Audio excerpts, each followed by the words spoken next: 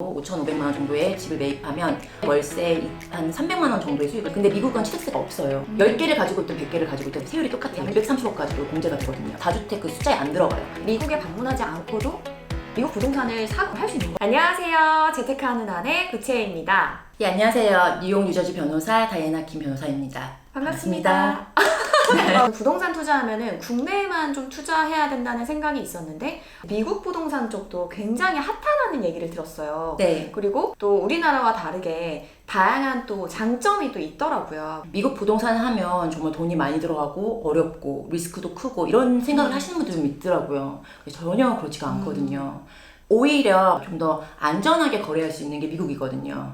그래서 미국의 그 부동산 시장을 좀 소개해드리고 싶어서 이렇게 나왔습니다. 미국 변호사라고 하면 어떤 일을 좀 중점적으로 하고 계신 거예요? 저는 부동산 전문이에요. 그러니까 한국은 변호사가 있고 법무사가 있고 세무사가 있잖아요. 네네. 근데 미국은 그렇게 없고 회계사가 있고 변호사 딱 둘이에요.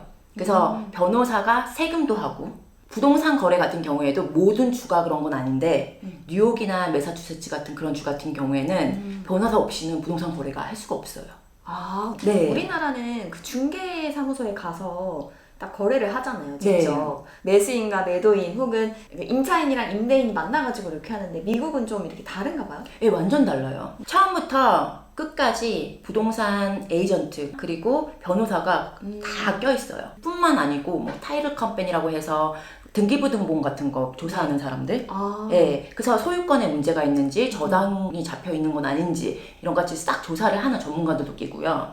그리고 뭐 에스크로 컴퍼니라고 해서 매도인이랑 매입자랑 돈이 그렇게 직접 왔다 갔다 하질 않아요. 아, 우리나라 네. 다르네요. 우리는 쏘세요. 지금 계약금 쏘세요. 네, 전 정말 깜짝 놀랐어요. 혹시나 모를 일을 좀 대비를 해야 되잖아요. 그러니까 미국에서는 제3자가 가지고 있다가 변호사가 오케이 모든 게 지금 완벽하니까 이때 이제 돈을 싸달라. 그러면 제3자가 싸줘요.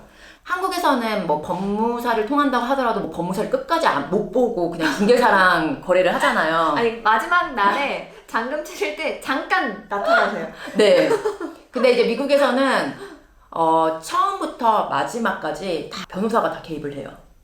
관련 전문가, 변호사는 다 껴가지고 하기 때문에 네. 뭐 저희처럼 전세금을 떼먹는다거나 네. 매매 과정에서 뭐 사기를 당한다거나 이런 건 없겠네요. 네, 그런 경우가 거의 없어요. 그래서 한국에서 오히려 저는 부동산 사기가 많다고 그래서 좀 놀랬거든요.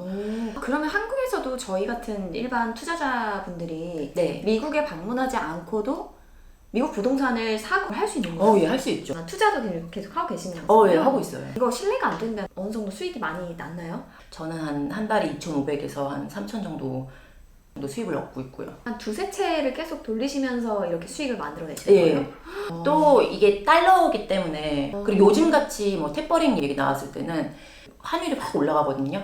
그리고 어느 정도 자산이 쌓이면 또 그걸 잡고 대출 또 받아서 두 번째, 세 번째 늘릴 수 있거든요. 미국 부동산 하면 편견이 있잖아요. 뉴욕, 맨하탄 이러면은 완전 살인적인 물가. 뭐 세금 많이 내지 않을까? 우리나라보다는 좀 접근성이 떨어지니까 투자할 때 좀 어렵지 않을까? 한국 부동산을 보니까 대출 규제부터 해가지고 높은 세금 거기다가 가격은 지금 완전히 올라갔잖아요. 그래서 진입장벽이 너무 높아요. 미국 같은 경우는 그렇지가 않아요. 그러니까 한국 같은 경우는 1%에서 5% 정도 세금을 내잖아요. 취득세로. 네. 근데 미국은 취득세가 없어요. 등록비용만 내면 돼요. 그게 100불이에요. 10억을 사든 뭐 1억짜리를 사든 똑같이 100불만 내면 돼요. 어머머. 양도소득세 이거는 진짜 크죠. 한국은 다주택자에 대한 중과세가 좀 많잖아요. 네네. 그래서 뭐 예를 들어서 2년 이내에 파는 거면 기본세율 60%에 뭐 20%, 뭐 60%에 30% 이런 식으로 좀 높잖아요. 미국 같은 경우에는 다주택자에 대한 중과세가 없을 뿐더러 10개를 가지고 있든 100개를 가지고 있든 상관이 없어요. 세율이 똑같아요. 양도세율이? 네. 그리고 2년 이내에 집을 판다고 하면 네. 15%에서 20%예요. 기본세율이. 근데 2년을 실거주를 했잖아요. 네. 시세 차익 50만 불, 그러니까 5억 5천까지 공제가 가능합니다. 1주택자든 다주택자든 예, 상관없어요. 사실 국내도 양도소득세가 면제되는 구간이 있긴 한데 네. 우리는 1주택자만 좀 그런 혜택이 좀 많은 반면에 미국은 그런 거 상관없이 다 된다. 네. 그리고 시세 차익이 5억 이상이 넘어가는 바람에 공제가 적용이 안 되는 경우에는 그거랑 비슷한 가치의 투자 건물을 6개월 안에 사잖아요. 그럼 양도소득세가 이연이 돼요. 두 번째 건물을 샀다고 하더라도 또 그거를 또 2년 이내에 팔았다 하면 또 비슷한 건물을 6개월 안에 또 사면 돼요. 그러면 평생 동안 세금을 안 내고 그냥 계속 미룰 수가 있는 거예요. 네. 영주권을 받으시거나 경우에는 자녀한테 증여를 하시잖아요. 네네. 부부 합산 230억까지 또 공제가 되거든요. 증여세. 230억이요? 네. 한국은 부모랑 자녀 사이에는 5천만 원까지 공제가 되잖아요. 네, 성인 기준으로. 네. 근데 요즘은 돈이 있으신 분들은 미국에 와가지고 영주권을 받으신 다음에 증여를 하세요. 그리고 미국은 증여를 하시는 분이 세금을 내세요. 증여를 받는 사람이 아니고. 네, 한국이랑 반대예요. 그렇군요. 그리고 후기에다가 주택을 매입을 하시는 경우는 다주택 그 숫자에 안 들어가요. 제가 지금 무주택이면 네. 현재 미국 부동산에 투자를 한다 하더라도 국내에서는 무주택으로 계속 인정이 된다는 네, 말씀이신 맞습니다. 거죠? 네, 맞습니다. 요즘은 연예인들이나 이런 정재계 인사들 분들이 네. 미국에다 투자를 정말 많이 하세요.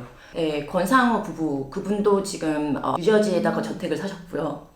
비랑 김태희, 뉴욕에. 그리고 캘리포니아에는 이수만 SM 엔터테인먼트 그분이 요번에 정용진 신세계 네. 부회장 캘리포니아에다가 얼바인에다가 좀 하셨죠. 또 미국 부동산 하면 가격이 너무 비쌀 것 같은데 얼마 정도의 그 금액대로 거래가 좀 되고 있고 실제로 소액으로도 투자가 가능한 건지. 한국 사람들이 생각을 할 때 맨하탄만 생각하시는 분들 많더라고요. 조금만 나가면 정말 말도 안 되는 가격으로도 집이 구입을 가능하거든요. 미국 땅이 워낙 넓으니까. 이제 뉴욕에 맨하탄 말고 조금 빠지면 7,500만 원인데 46평에 방 4개, 화장실 3개, 뭐 고칠 것도 거의 없어요. 그게 7,600만 원에 할 수 있으니까 70%를 대출을 받고요. 30% 정도를 이제 자기 자본으로 들어가야 돼요. 그러면 한 2,100만 원에서 2,500만 원 정도 그 집의 소유주가 될 수 있는 거예요. 7천 몇백이 실제 투자금이 아니라 매매가가 7천 네. 몇백이라고요? 네. 뭐 이상한 데 있는데 아니야? 아니요. 거기는 그럼 뉴욕 어디였어요, 지역이? 그게 업벌 스테이트라고 해요. 업벌 뉴욕이라고 해서 위쪽이에요. 그래서 시라큐스 대학 있는 쪽이에요. 대학생들 임대 수익이 발생할 수 있는 곳인데 보통 1억에서 그 집 가격이 그래요. 그리고 제가 며칠 전에 이제 도와드렸던 분이 네. 제가 찾아드렸던 게 1,700만 원짜리였어요. 그러고 또 하나는 57,000불? 그러니까 한 6천만 원 정도 하죠. 그러니까 대출 받으면 어디 지역이에요? 그것도 업버예요. 네. 뉴욕에 있는 것 중에서 네, 뉴욕에. 몇 개짜리? 그것도 방 3개인가 4개고 화장실 3개고 그러니까 제가 말씀드린 거 거의 그쪽에 막 40평, 45평. 미국은 웬만하면 방 한 2개 이상, 3개 이상이면 40평 쪽으로 보시면 돼요. 그리고 안에는 정원 다 있고 애들 뛰어놀 수 있는 수영장까지 있는 데를 사겠다. 그러면 한 3억? 2억? 3억? 그렇게 하면 30% 자기자본 들어가고 70%니까 1억 정도만 있으시면 그냥 거기에 소유주가 되세요. 근데 미국은 대출이 무조건 70%까지 나와요? 근데 더 많이 나오는 경우도 있어요. 신용도가 너무 높다거나 그런 수입이 너무 좋다. 그런 경우에는 80%까지 나오는 경우도 있고 그거는 대출 기간에 따라 다 달라요. 그러면 보통 70% 정도 나와요. 막 대출이자 너무 비싼 거 아니에요? 근데 지금이 한 2.5%에서 3.5% 사이거든요, 이자가. 네네. 네, 대출할 때 외국인이라고 차별을 두지는 않아요. 외국인이든 국내인이든 똑같은데 그 미국에 살고 있는 사람인지 살고 있지 않은 사람인지 거기에 따라 조금 달라요. 미국 뉴욕의 그런 좀 복잡하고 이런 대도시 생활 싫다. 나는 좀 더 미국의 진짜 리얼한 그런 생활을 하고 싶다. 그럼 뉴저지로 건너오시는 분들도 되게 많아요. 뉴저지는 거의 뉴욕의 분당 같은 느낌? 그래서 지금 한 4억 정도로 잡혀 있거든요. 그러니까 제가 말하는 거는 수영장 있고 막 5곳 이런 집을 말하는 거예요. 그리고 방 8개에 수영장 있고 테니스 코트 있고 그거는 지금 뉴저지에서 한 150만 불, 15억 정도면 사시고요. 그래서 20억 정도 되면 무도회장도 다 있어요. 미국은 파티를 많이 해요. 문화 자체가. 그 와인 테이스팅룸 있잖아요. 실내 농구장 있고 수영장 있고 카바나 다 설치되어 있고. 그러니까 땅이 너무 넓다 보니까 다른 주에 가면 더 싸져요. 미국은 그 매매가 가격에 비해서 렌트비 수입이 좀 크거든요. 뉴욕의 어떤 지역 같은 경우에는 5,500만 원 정도의 집을 매입하면 평균 시세 월세 한 300만 원 정도의 수익을 올릴 수가 있거든요. 조금 조금만 있으면 이제 투자를 했던 금액을 다 회수가 가능한 거잖아요. 어떻게 보면 다른 지역으로 가서 1억짜리 뭐 아니면 2억짜리 물건을 샀다고 하더라도 거기는 뭐 렌트가 400만 원, 뭐 450만 원 정도 하니까 그러면 더 빨리 이제 회수를 하는 것도 많고요. 뉴저지의 절지시리라는 지역은 유학생들이랑 학생들이 많이 살거든요. 방 하나짜리가 450만 원, 500만 원 정도 하고 거기에 24시간 맨하탄까지 왔다 갔다 하는 전철이 다녀서 월세를 더 올려서 받을 수도 있어요. 뭐 자녀분들 있으면 유학을 보내시거나 그러신 경우 미국 그 뉴욕의 원룸 월세 한 450만 원 정도 하거든요. 예, 하나짜리 아파트. 지금은 더 높아지고 있어요. 그리고 수요가 월세 수요 뉴욕이 정말 대단하거든요. 왜냐면 유학생들이 너무 많으니까. 맨하탄에 좋은 아이비리그가 너무 많잖아요. 방 하나 따로 있고 그걸 스튜디오라고 그러거든요. 네. 이제 그런 거는 이제 450만 원. 거기다 또 관리비도 들어가잖아요, 콘도는. 맨하탄 같은 경우에는 관리비가 한 100만 원 정도. 그러니까 450 플러스 100만 원 하면 550에서 600 정도 내야 되는 거잖아요. 예. 그래서 그럴 바에는 그냥 집을 사가지고 시세 차익도 보고 그 집 말고 또 다른 집에 투자를 하셔가지고 임대 수입을 받잖아요. 그러면 그거 다 세금 공제 다 되거든요. 뭐 임대 사업을 하면서 들어가는 거는 거의 다 공제된다고 보시면 돼요. 그냥 미국 정부에서 투자를 되게 많이 격려하는 정책이에요. 이걸 얘기를 하려면 절차를 좀 말씀을 드려야 되거든요. 일단 미국에다가 부동산 투자를 한다고 마음을 먹으셨으면 국내인 분이에요. 네, 맞아요. 그러면 뭐 예산이랑 이런 거 좀 알아보셔야겠죠. 예산에 따라서 뭐 어디다가 투자를 하실지 정해지는 거니까. 네. 그렇게 한 다음에 신용도 이제 조사를 하셔야 돼요. 자기가 한국에서 신용이 어떤지. 신용 그 등급이 좋으면 미국에서 대출 받을 때 이자율이 싸진다던가 아니면 다운페이라고 매 선불금 내는 거 있잖아요. 예, 혜택이 생기거든요. 그리고 변호사랑 에이전트를 알아보셔야 돼요.